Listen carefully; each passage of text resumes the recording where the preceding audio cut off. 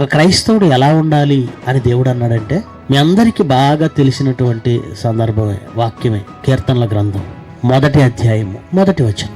దుష్టుల ఆలోచన చొప్పున నడువక, పాపుల మార్గమున నిలువక, అపహాసకులు కూర్చుండే చోటు కూర్చుండక, యెహోవా ధర్మశాస్త్రం నందు ఆనందించుచు దివారాత్రము దానిని ధ్యానించువాడు. ఈ వచనాలు ఎరగని క్రైస్తవుడు ఎవరు లేరు. దేని యందు ఆనందించమంటున్నాడు? యెహోవా ధర్మశాస్త్రం నందు ఆనందించుచు. ఒక విషయం నిన్ను ఆనందపరిచేదైతే ప్రతి క్షణం అక్కడే ఉండాలనుకుంటావు. మనుషులు ఆనందాన్ని దేనిలో వెతుక్కున్నారు తెలుసా? తిండిలో, త్రాగుడులో, ఆటల్లో, పాటల్లో, సినిమాలలో, సీరియల్స్లో. కానీ క్రైస్తవుడుగా నీకంటూ ఆనందం ఏది ఉండాలి? మీరు పరలోకం వెళ్ళాలనుకుంటే మిమ్మల్ని నిజంగా ఆనందింపజేసేది ఏదో తెలుసా? వాక్యమే. 24 గంటలు వాక్యం ముందు కూర్చుంటున్న వాళ్ళు ఎవరు? ఈరోజు క్రైస్తవుడికి ఇంట్రెస్ట్ లేనిదేది అంటే వాక్యమే. పరలోకం వెళ్ళేవాడు వాక్యంలోనే ఆనందాన్ని వెతుకుతాడు.